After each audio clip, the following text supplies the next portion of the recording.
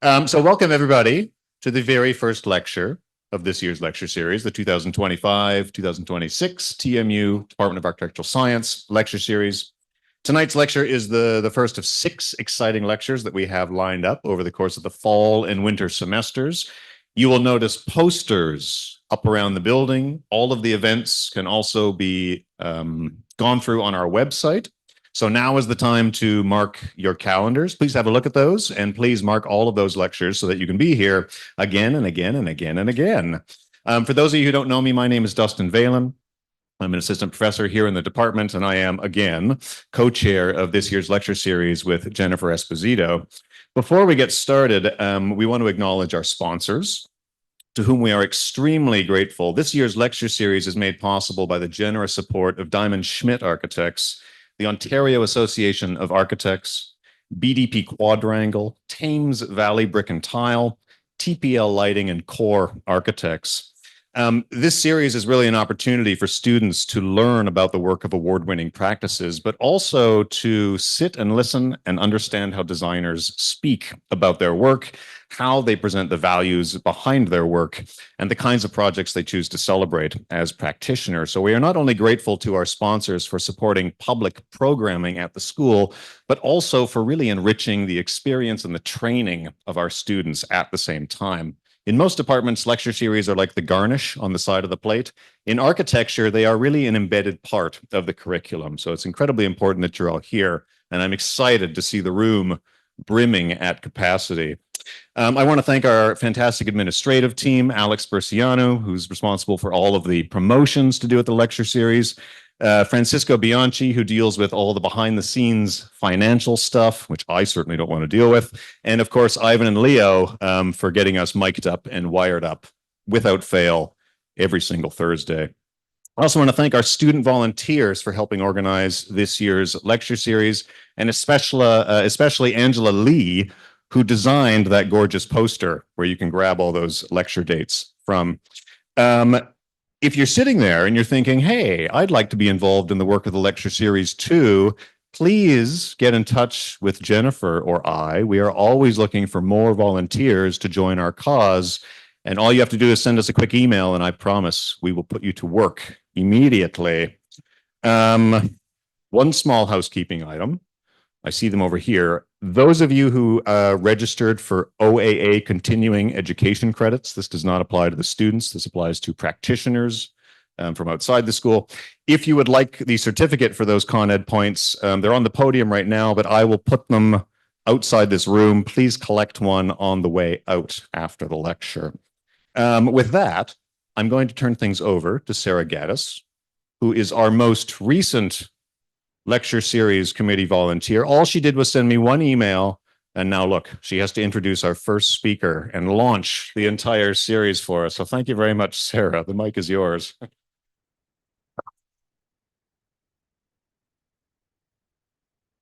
Here, as the Department of Architectural Science actively remains a part of Toronto, it becomes crucial to recognize the land we have the privilege of learning, teaching, and interacting on. Toronto is a part of the Dish with One Spoon territory. The Dish with One Spoon territory is a treaty between the Anishinaabe, Mississaugas, and Haudenosaunee that bound them to share the territory and protect the land. Symbolically, the dish represents the land that is shared and cooperates with the spoon, which represents those living on and using the land, just like everyone here today. Subsequent Indigenous nations and peoples, Europeans, and all newcomers have been invited into this treaty in the spirit of peace, friendship, and respect. In the pit and everywhere else we go, it then becomes a necessity to recognize the importance of architecture's role in respecting and embracing the land. Together, as faculty, students, friends, and community members of the Department of Architectural Science, we extend a very warm welcome to our guests from Brooke McIlroy practice, Dani Roy and Dani Kastelein.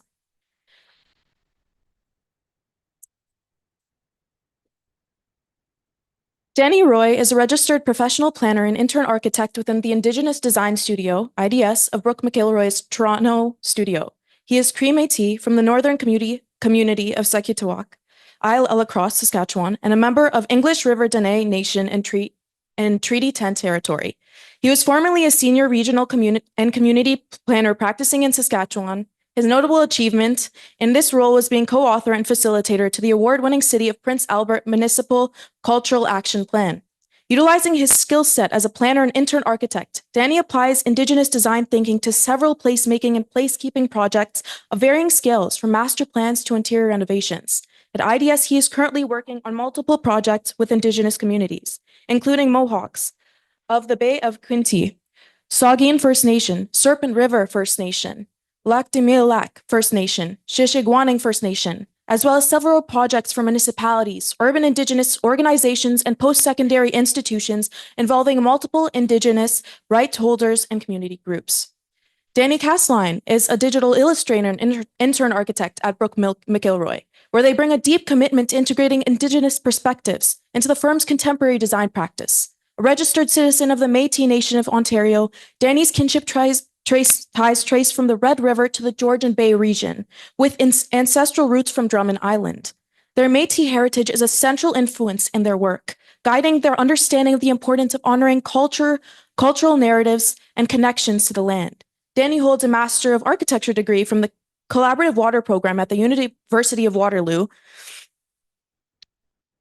At the University of Waterloo School of Architecture, and a Bachelor of Architectural Studies from the MacEwan School of Architecture's Design Build program. Their professional work is deeply rooted in advocating for spaces that foster cultural connection, blending Indigenous knowledge systems within spaces to preserve and revitalize cultural heritage for future generations. Dani's work includes approaches to community-oriented designs, which include the creation of community spaces, cultural centers, and other facilities that honor Indigenous perspectives, and ensuring that each project reflects the unique needs and aspirations and cultural values of the community.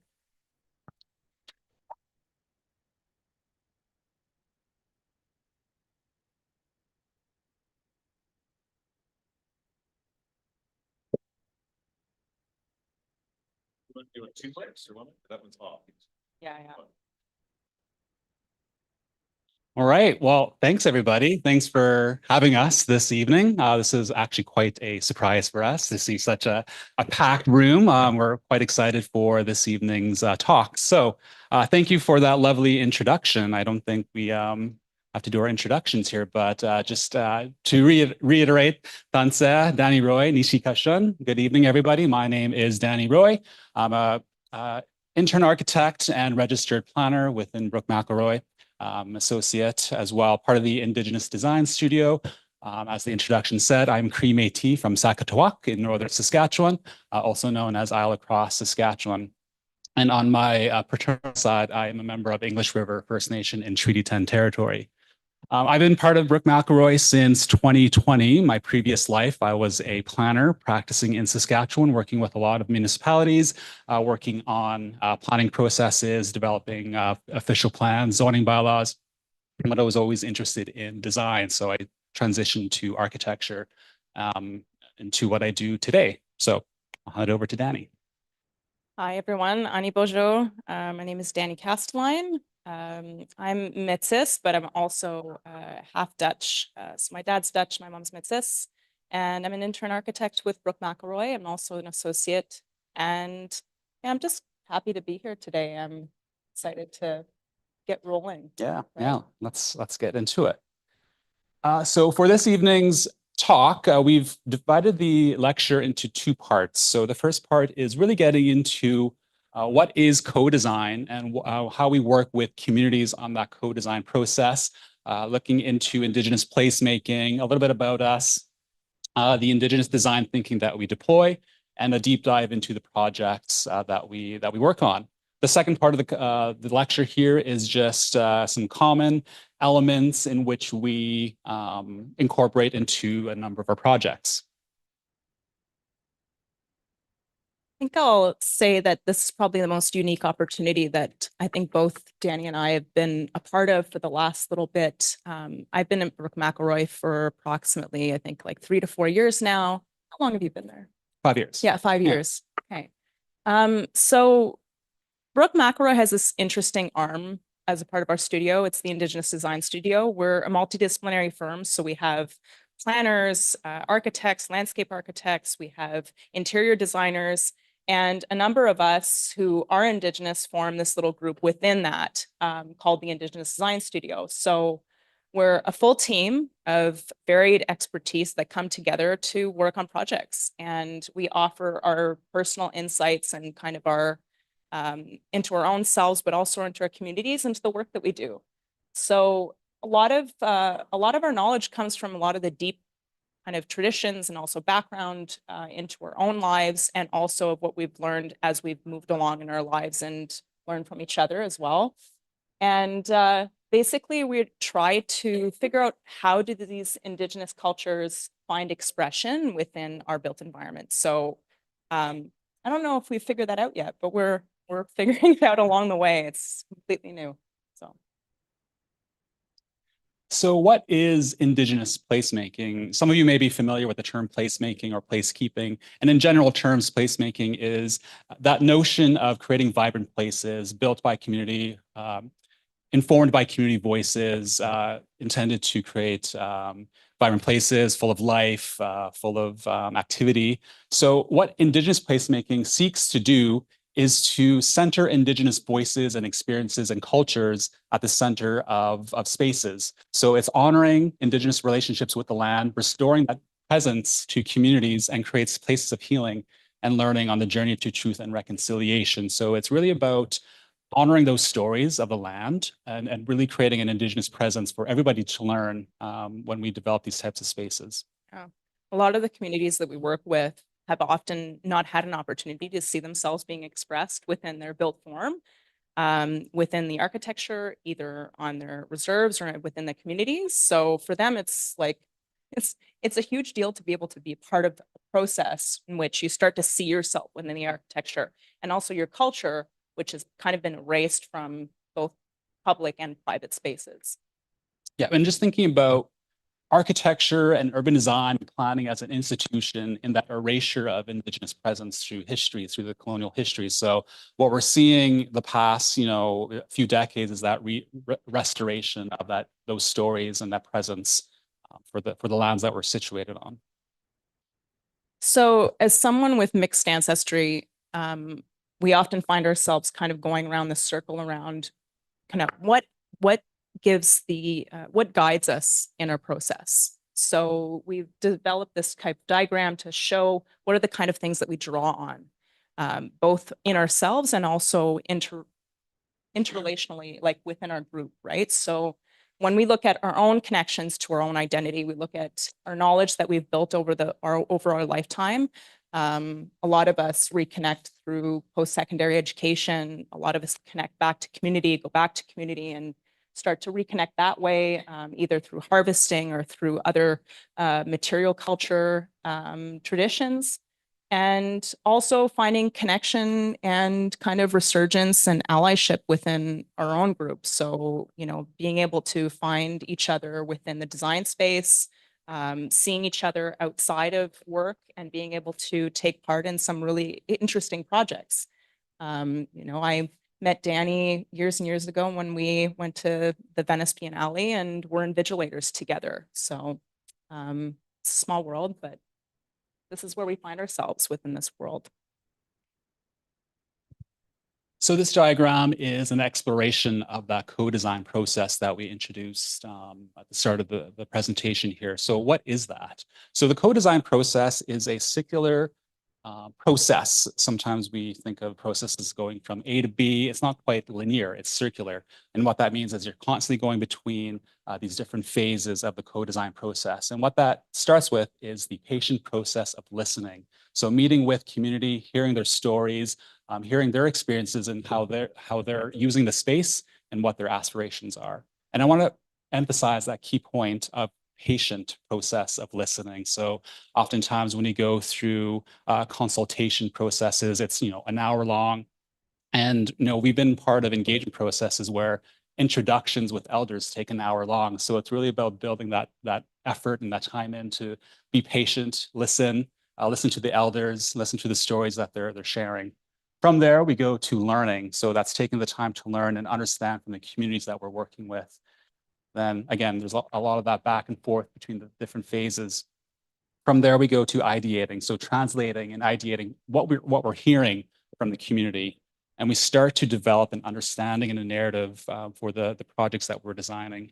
And through that, we weave these concepts and narratives into placemaking efforts, actually seeing them in through the built environment. The second layer you see, the second ring, is just more the formal aspect to the design process. So you're researching, you're designing, you're documenting, and you're building. And these become case studies for the work that we do. We're constantly learning from each of the projects that we do, constantly learning from each other. And that kind of creates that build up to this co-design process. Ultimately, what this process shows is that it's about relationship building. So without that connection to all of these processes and connecting together, you can't get anywhere with design, especially when you're doing co-design. And often it's not we're doing 1 hour engagements, but we're doing 3 or 4 1-hour engagements, and we're always checking in with clients and saying, does this resonate with you? Do you like these ideas? And we'll often present sketches or renders or designs.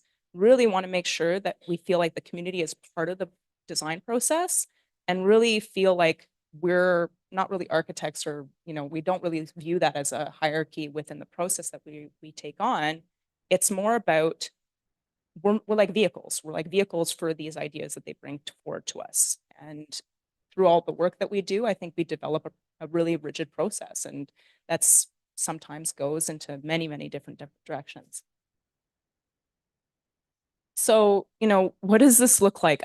It's funny, you try to dissect all these ideas and put them in a diagram, and you never really get it right. Because a lot of these ideas are really intangible and relate to ideas that are a lot bigger than just in a word or in a thought.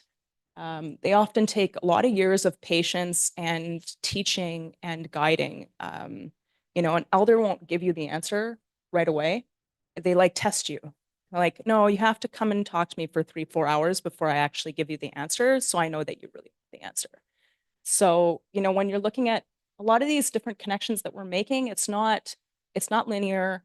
It's often things as architects, you have to think about all these things. To think about ventilation, you have to think about light and heat and program and space. And as Indigenous architects, we have to back up and see the whole thing as a whole a lot. And we really get humbled by the communities that we work with, because sometimes we miss some things, and we miss kind of sometimes the bigger picture when we're looking into design, and what are these different things that are related.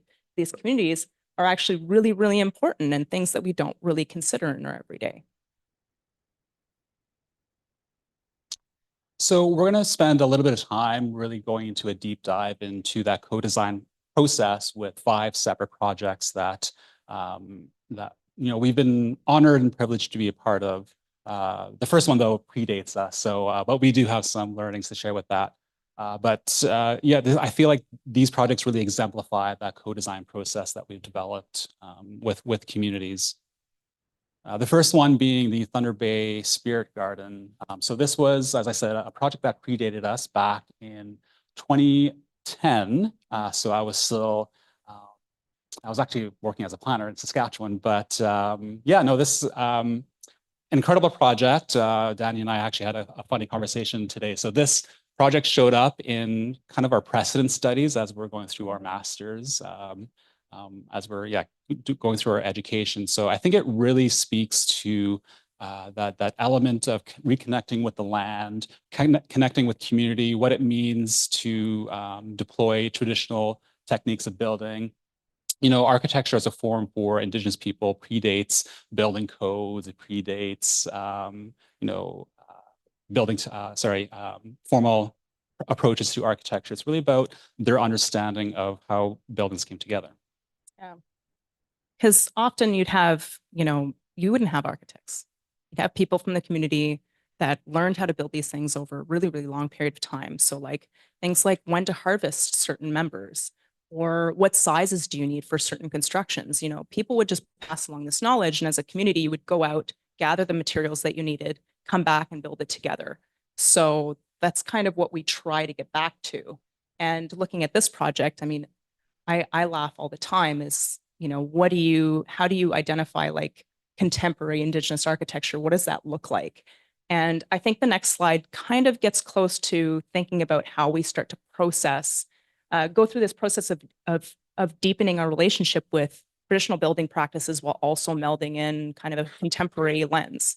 So, looking at bending the wood in a traditional way, but also using these collar ties, a new material, in a way that feels connected in the time that we are now. Because as Indigenous people, we're not static people. We continue to evolve. We express ourselves differently as time goes on, So I feel like that these images really capture that essence and something that we're trying to get back closer to.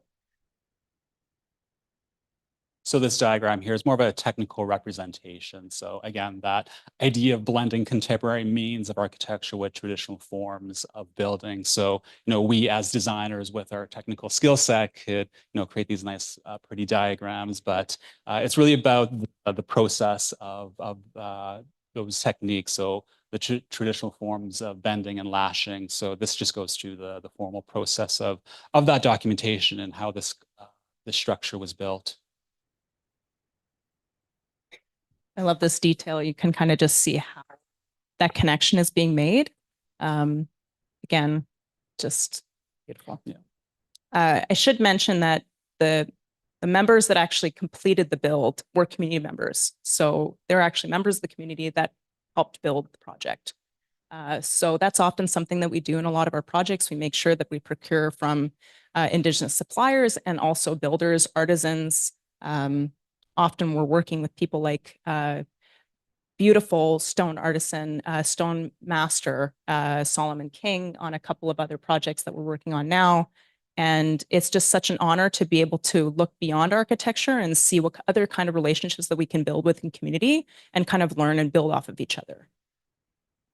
I really love this photo because it really sets the context for the structure itself, situated right by the water body. It's right beside natural vegetation. The space itself has come to a life of its own. It's a space of contemplation. It's a space of celebration. It's a space of protest. So this was a backdrop for one of the Idle No More protests that had happened in 2012. So it really speaks to people using these spaces to their own liking and how they operate within these spaces. And also at the end of projects, as architects, you go out and you take these really nice, beautiful pictures at the end of a project, and they get put somewhere and then they get forgotten about. But we have members of our office go back to spaces and take photographs like this and just see how the building ages and patinas and progresses over time, how people use it. We just completed a gathering structure right near my house, like 10 minutes down the street at UW, Waterloo. And it's on my running path. So I go down there and I check it out every day and I see students sitting there and enjoying the space. So it's a really rewarding experience. This next project is the Gandage Language and Cultural Center. So we've been a part of this project since 2021, actually. So working with the client, they're a nonprofit within the Mohawks of the Bay of Quinte. So this organization has had this 20-year vision of revitalizing Mohawk language and culture. So they currently operate a daycare, adult programming, but they operate out of an existing day school. So they've outgrown that space for quite some time. So this led to this vision of this new building that helps to revitalize their culture and language. So we've been part of that project for a number of years now, and it's currently under construction.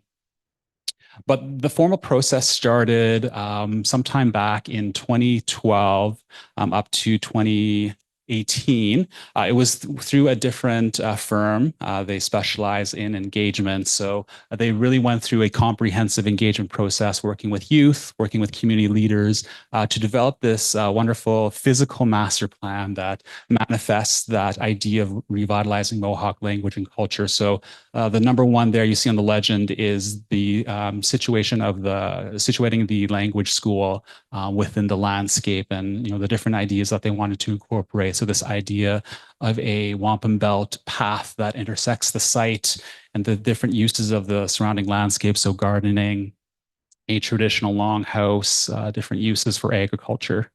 So from there, since 2020 to 2021, we've kind of taken on that project to help develop the construction documentation.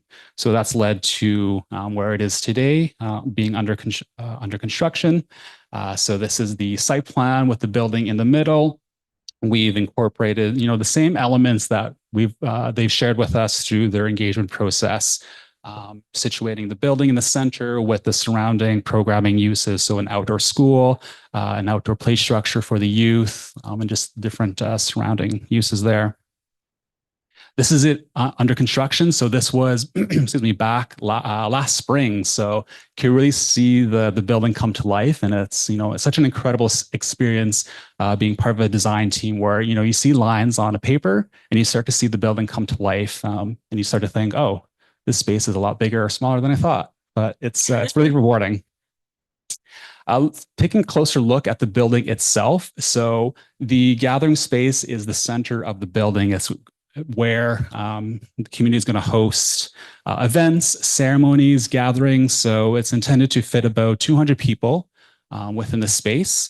And the other important programming element is the educational facility. So that's the bottom left there. So 3 open space classrooms intended to be from pre-kindergarten. The middle class is grades 1 to 3, and the upper class there is grades 4 to 7. So they operate a different educational model where they group class age groups together, and just allows a different form of learning. So the other surrounding uses emphasize food, so the teaching kitchen and a dining space for workshops. The top right quadrant is this creation room. So a studio space, additional research rooms, and an AV recording room. So the ability to record their traditional stories, and of course, supplemental programming, including administrative spaces. We've been very intentional with some of the design decisions. So this is a LVT artwork layout. So that's the flooring planks. So that's the gathering space and the east-west corridor. So the east-west corridor, if I just back up a little bit, is another interpretation of the longhouse. So again, that's blending that traditional means of an architecture into contemporary means. So this longhouse massing intersects the building itself. So that became really important for overall design. The central space is the tree of peace. So that's really important to the community, and other motifs, including the sky domes. From the design process, the overall narrative is based off the Mohawk basket weaving. So other design decisions include incorporating acoustic panels to mimic a weaving pattern. So it's been really neat to see this come to life. The central gathering space also has a reciprocal glulam frame. So it's these glulam members that are relying on each other for support. So it's meant to mimic the weaving pattern of a bottom of a basket. Here it is. This was a few months ago under construction. So yeah, really, really beautiful space that's starting to come together. So it was quite I was quite awestruck when I first walked into the space, and just progress of the building today. I just wanted to mention before you moved on, it's a really impressive project for a number of reasons. And, it's a real challenge to try to layer a number of different, things that are really significant to a community, right? So when you look at the Mohawks, Haudenosaunee people of Longhouse is a really, really relevant symbol, very important to incorporate. And looking at the sky dome motifs, the Great Law of Peace, which is really like at the center of basically their whole edict. So just layering all of these important pieces into a building is quite significant. And I just wanted to congratulate Dani. It's a really great project. So next we have Zbing. This is a gathering space at the University of Toronto. And I believe the engagement for this project started as far back as like 2014 or something like that. We have a friend of ours who was part of the initial engagement meeting, Cattery, and it's turned into quite a wonderful project that includes reclaimed wood boards for the seating. It includes these cultural markers that you see here that incorporate this beautiful kind of etched motif of sacred medicine. So this is showcasing the cedar bough. And they're surrounded by beautiful gardens. So I'm looking at the underside of this, the oculus, it's showing, I don't know, you could probably give more detail to this than I can. Yeah, so there's certain narrative elements that have been incorporated into the structure. I'm sure some of you may have already been into the space. It's located outside of Hart House at U of T, but some of the specific design narratives that have been incorporated. So the structure itself is based off the turtle shell. There's 13 columns that hold up the roof structure, so that's based off the 13 moons. And the underside is based off of traditional storytelling for the sky world. So as Dani had mentioned before, the apertures are aligned to the summer solstice and the North Star. So mapped out the constellations on the underside of the structure itself. Again, noting that importance of the sky world and grounding it with the importance of the sacred fire. That's on the ground plane there. Yeah, I think it's important to mention also that you're probably more familiar with the zodiac and also the kind of Greek and Roman constellations, and so these are referencing stories that are connected to Indigenous people. So looking at next, we see the crane there, and there's the fisher, and also the loon that's represented. So the underside of the constellation pattern is actually what the sky looks like at solstice.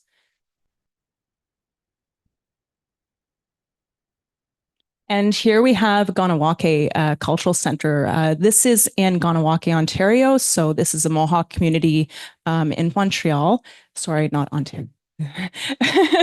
And it has a number of different program elements in it. There's a museum, beautiful cultural museum. There's also an amphitheater where they're going to have things like plays and other kind of media related other things.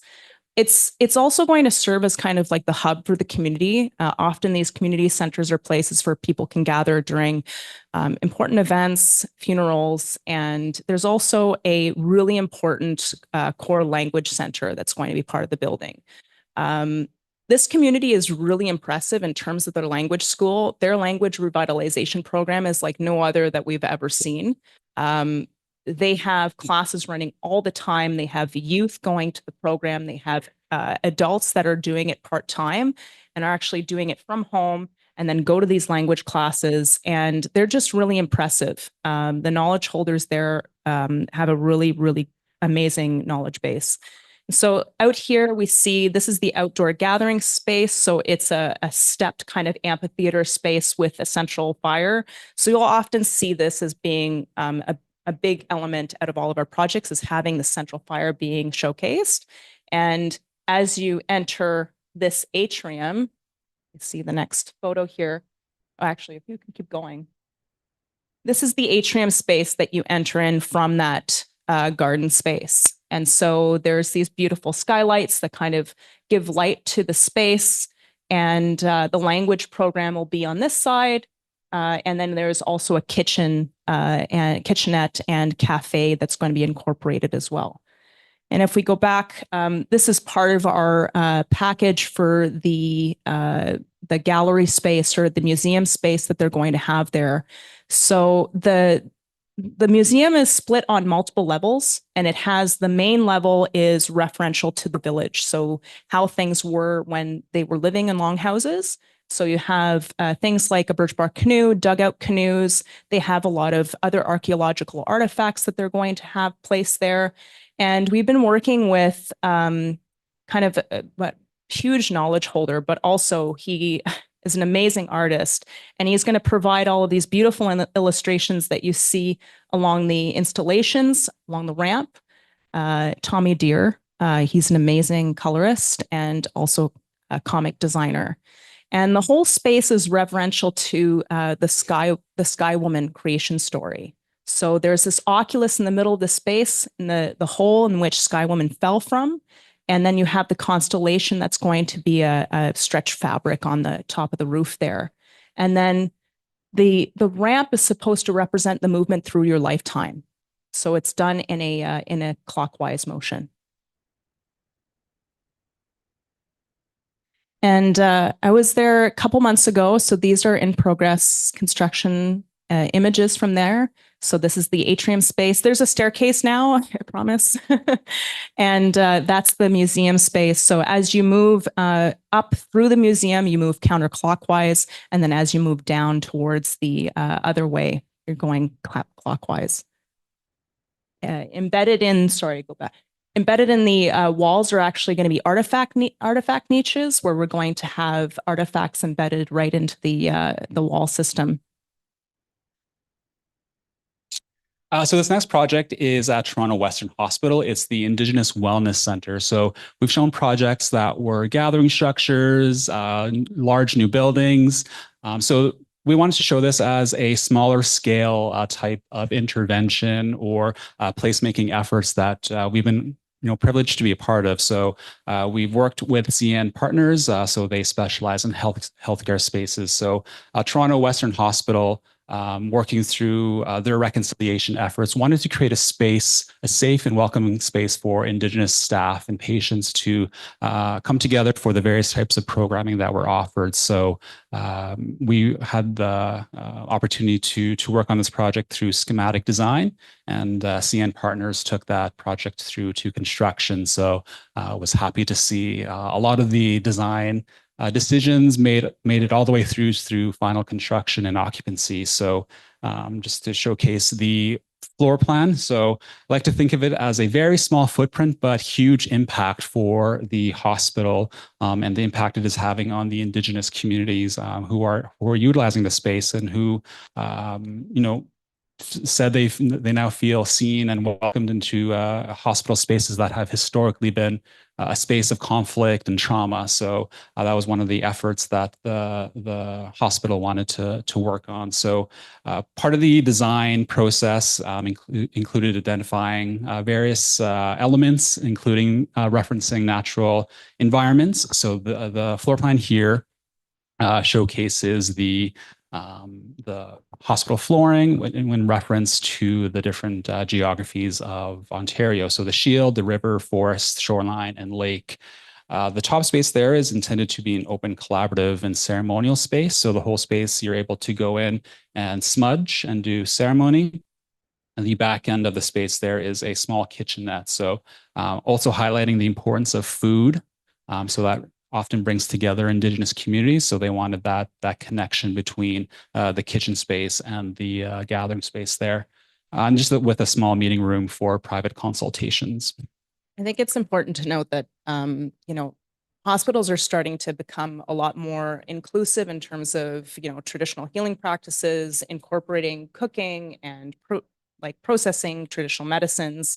When we were reviewing this slide deck a couple days ago, I was saying there's something really humanizing about the space. Often people don't find themselves, in a space where they feel safe and included and seen. So that's definitely something that the space starts to evoke, is a sense of calm. Even the use of materiality has been a really interesting point through the design process. So healthcare spaces often have really strict requirements on the types of materiality and surfaces that you could use within hospitals. So in particular, cleanable surfaces. So they were quite hesitant to use real wood, but props to the client group, the Indigenous Health Programming, and the partners we've worked with to really advocate for the use of real wood. So in this case, it was using real oak with a treatment coating to use it within the space. The slat ceiling there is in reference to the 4 directions. I'll have a better shot here of the future wood slat, or sorry, the wood feature wall there. So the top half is just intended to be introducing texture into the space. The bottom half there are the various clan animals intended to represent the various walks of life, and they're crossing one another and meeting into the space. Here's an outside view as you're entering from the ground atrium of Toronto Western Hospital.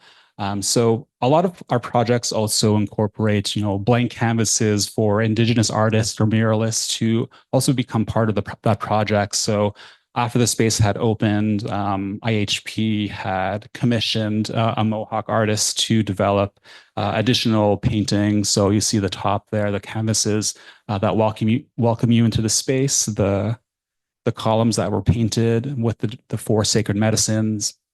So it, really, as Dani had said, humanizes the spaces, and it adds some flair to it as well in terms of adding some vibrant colors into the space. When you're away from home and you're in a hospital, you want to feel like you're at home, and it never feels like that. So bringing a little piece of home is really important to find.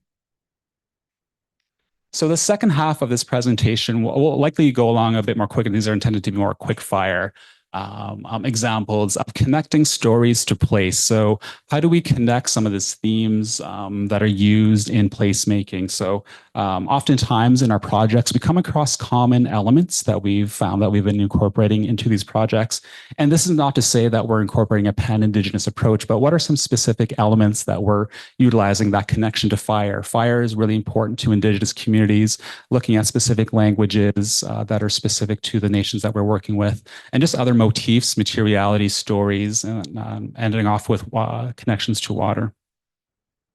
And sometimes we're designing for spaces that kind of honor multiple communities at once. So we really do have to consider things and themes that resonate with a lot more people, a lot more different, diverse nations and communities. So it's kind of important that we draw on these themes that are often, very well understood throughout many different nations. So this first example here is the use of fire. So we've utilized fire in a lot of our projects. And, sometimes we, run into some particular situations where the municipality is, quite hesitant in using open fire pits. So we've often worked with the client group or the municipality themselves to figure out a protocol. So oftentimes it's either through a lockable lid, or oftentimes they're really progressive in terms of having an open fire. So this one is at the Thunder Bay Prince Arthur's Landing. I think it's important to note as well that a lot of these spaces are sacred to a lot of people. People are performing ceremony there, and you don't necessarily want people to just be using those fire pits to roast marshmallows. So you kind of want to keep it in a space that people respect and use in a way that's going to be consistent with the reason why it was designed in the first place. The second theme that we typically draw upon is language. So, whether that's in the physical form through honoring language. So this is the Onward's Gathering Place in Collingwood. So this is Anishinaabe words for the 7 sacred teachings that they've embedded in the pedestals of the structure itself. This is another example at Humber College, the cultural markers. So again, incorporating language into the build form, it really adds to reconciliation efforts, restoring that Indigenous presence through recognizing language. And oftentimes too, we go through naming ceremonies for these spaces, working with Indigenous communities to signify that this place it means something to them. So they typically go through a naming ceremony. Language is another piece that, is fraught with erasure and, a really, really tenuous history behind it. So to be able to bring language back into space, language connects us to everything, to knowledge, to teachings, to culture, to identity. So we really have to make sure that we incorporate these things in a good way. The second or third theme are patterns or motifs. So this could be, the fun part of the project is sketching and ideating on, specific motifs that the community has identified. And in this specific case, again, with Collingwood Gathering Place, it's honoring the 7 layers of the food forest. So they mimic certain patternings related to different food types. And this one was underneath the mushroom caps. And so that was embedded into the shade structures there. So you could see how the shadows kind of dance along the ground plane there. I think it's important that, to note that a lot of the work that we do, Indigenous people will go there and will identify these patterns that they know and they can reference. And I find them to be like multi-referential, a lot of these patterns that we develop. So you find information based on your own experience going through life and what you see out of your own natural world. So like for me, when I saw this pattern for the first time, it was like, oh, dandelions. But no. Materiality is the fourth theme, excuse me. So this is the CIBC legacy space. So the selective use of materials really emphasizes, again, that use of warm materiality, the wood slat, ceiling to wall. So that's intended to reference the longhouse as well as the Medewan Lodge. So this is another incredible project that we've been honored to be a part of. Looking at the different use of stone. So this came from the Sheshegwaning First Nation quarry. So we've been quite mindful of how we procure materiality and making sure we're also utilizing Indigenous places of business for these types of spaces.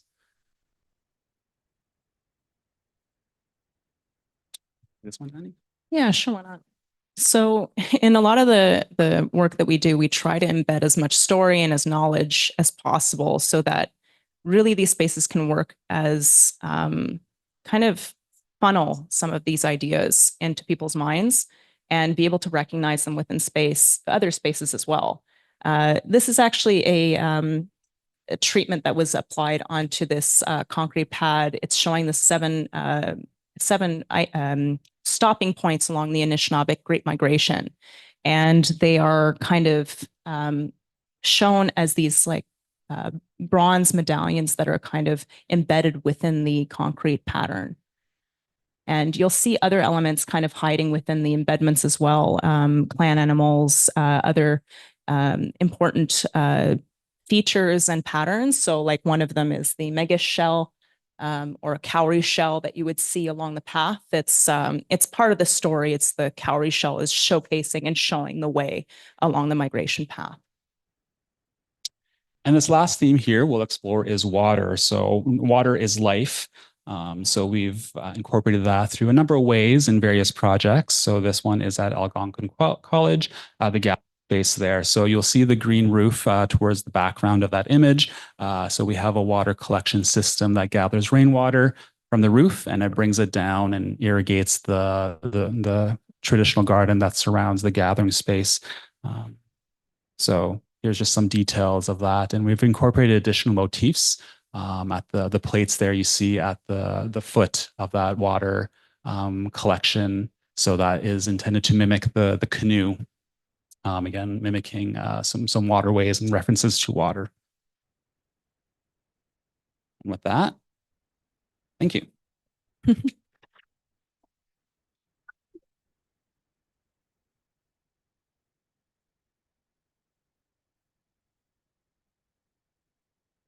Oh, yes.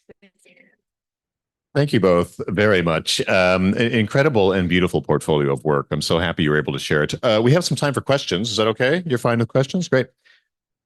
There's a lot of you out there, and I have one microphone, so you're going to have to put your hand up nice and high and wave it at me if you have a question. Matthew has a question already. That's fantastic. Actually, you have to speak into the microphone. Otherwise, the people on Zoom won't know what the question is when they hear the answer. Thank you very much for the wonderful presentation. It was really great to see your work. When you talked about fire and the fire pits, it was just really, I found it really engaging, especially when you said that you wanted to designate how that space was supposed to be used, as opposed to people kind of using it whenever. I was wondering if you could talk a little bit more about how you achieved that. Sure. So as you saw with the one precedent that we showed in our project, we actually embedded the whole fire pit into the ground and then put the top on so that it could actually be locked. So in order to use the space, you actually have to go to the designate office to get the key to use it. And you actually also have to book the space. So, I mean, these kind of things can be put in place in institutions like universities and colleges, but they're not always possible in public spaces. So, you know, we do sometimes have to give it up to the public to learn how to use these spaces effectively and also ethically.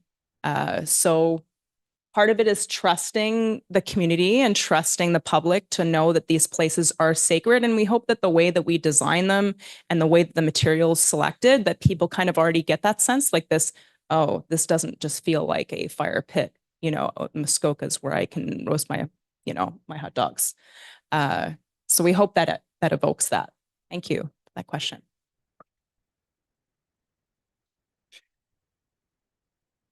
Perhaps. Oh, we have one over here. Great. Otherwise, I start asking questions and then it never ends.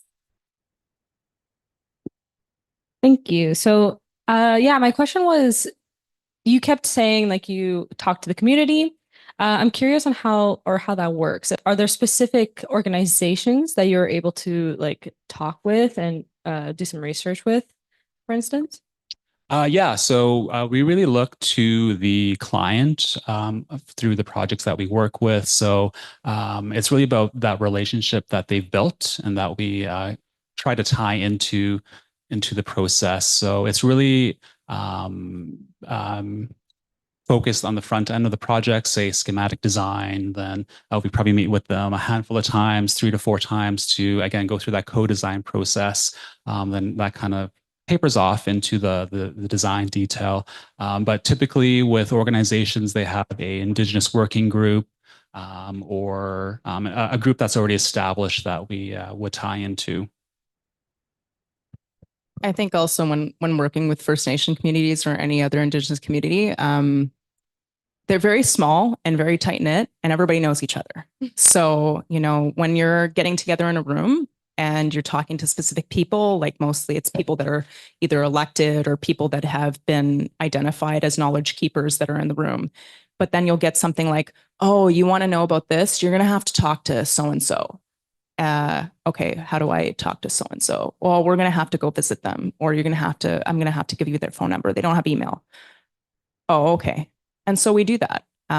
It's not, and that's kind of like, that's the process. It's not linear. You know, there's no lineup to get into the room where people are waiting to give us their information. We do sometimes have to go and find it.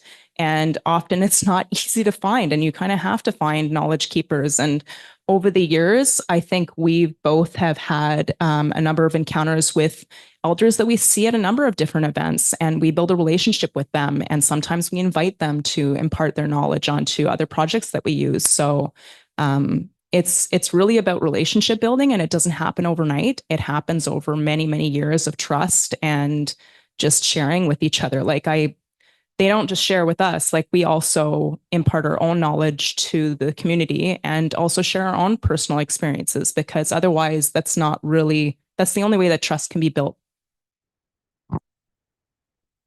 Oh, really quickly, if I could ask another. Yeah, sorry. I was wondering also if there's any specific local organizations in maybe in this area of Toronto that you might know of as well, just from my own personal research of it. Yeah. We're the Native French Center. Yeah. Yeah, we worked with them. There's a lot of like smaller orgs too, right? Sorry, I guess Zoom can't hear me. There's so many small orgs that are operating out of one office or one person or a couple of people with little to no funding. They're out there, you know. I went to during New Year's, I was at a friend's house, and they had a non-for-profit org that specifically worked with Indigenous artists to help them through the application process to go through and, you know, apply to different opportunities to do public art. So you kind of just you get to get these connections through just like osmosis, and also just putting yourself out there. Go to events, go to powwows, talk to people. Because if you email someone, the chances are they won't get back to you. Indigenous people are very like face-to-face people. If you're talking to someone, they want to call you. They want to know that you're a real person. They want to know that you're not just extracting this information from them. That's not what we're doing. We're trying to build relationships. We're trying to create a space in which people feel valued and safe and also see themselves in the work. So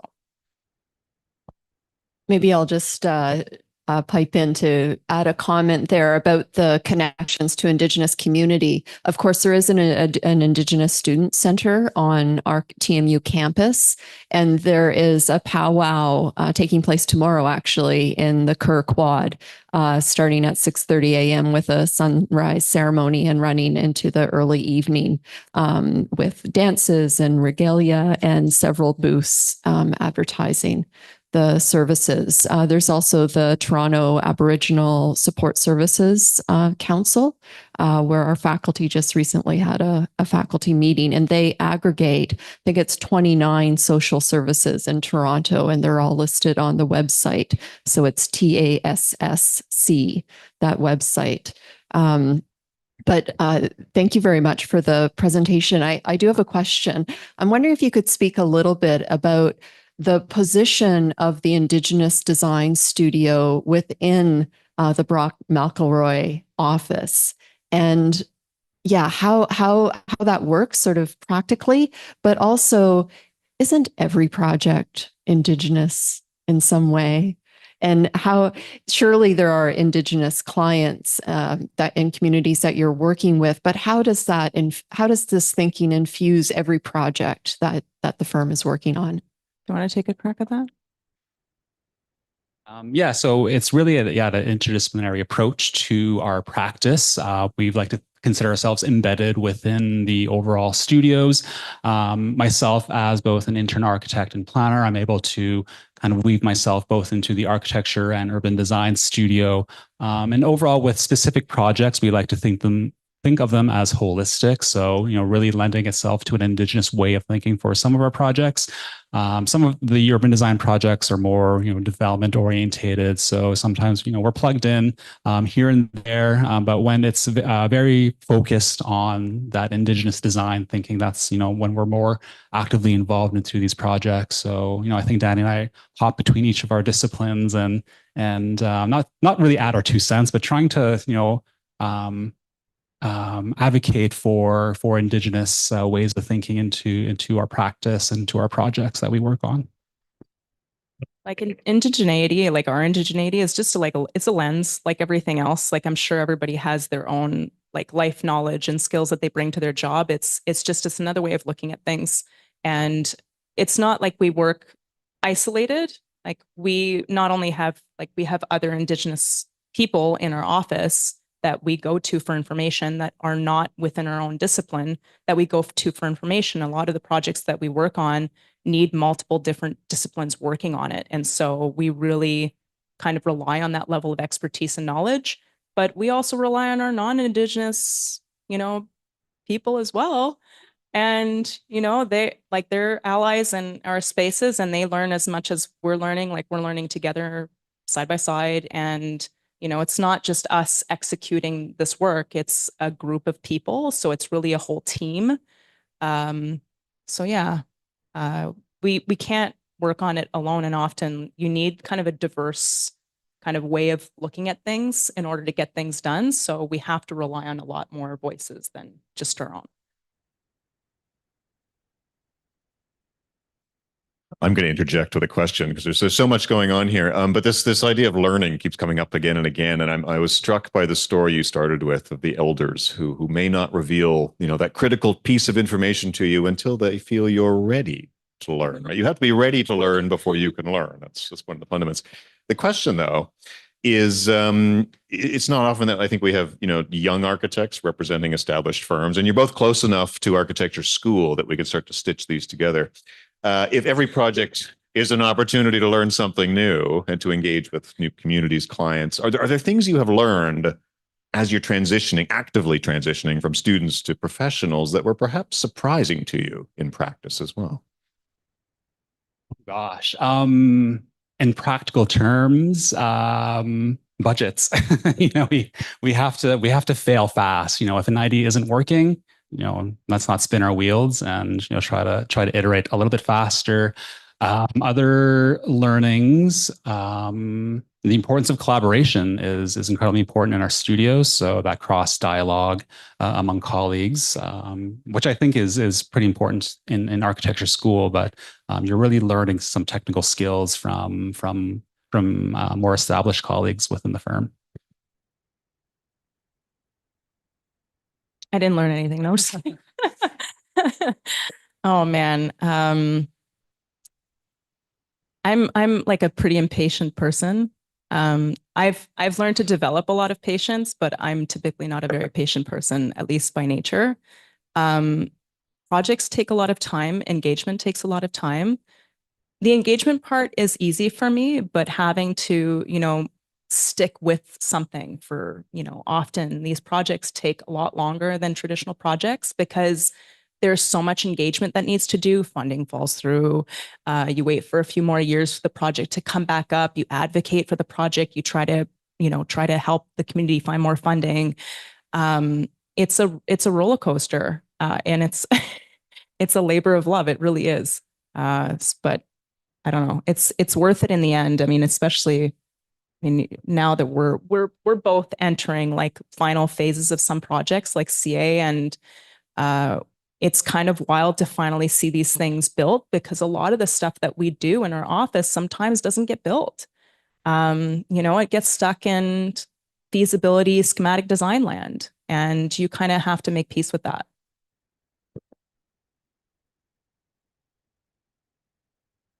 Hi. Yeah. I'm just curious, as you're indie girls, and did you see any moment of the aspects of the wisdom from your culture? Like you suddenly feel so proud of it, or you got some inspired from your own culture because that makes you so unique.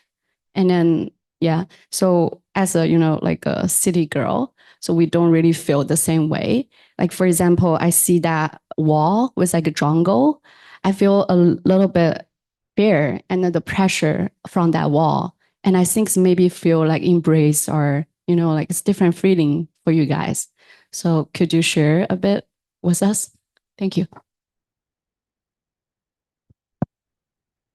I think the coolest part of our work is when people from either our own communities or other communities come up to us and just say like, this is great, thank you.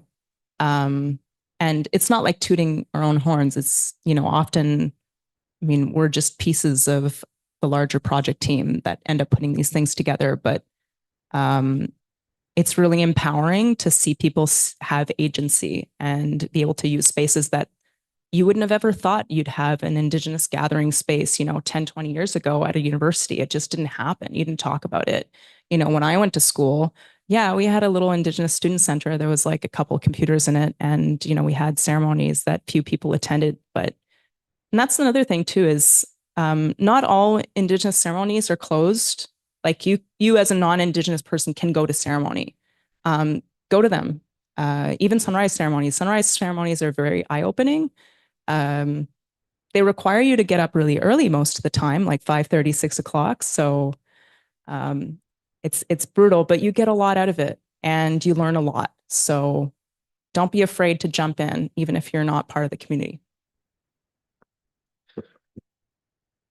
Maybe on that note, we'll wrap it up. Thanks for your questions. The conversation has been fascinating, so we'll continue this afterwards. Thank you so much for being here, everyone. Can you please join us in thanking our speakers one more time before we let them go?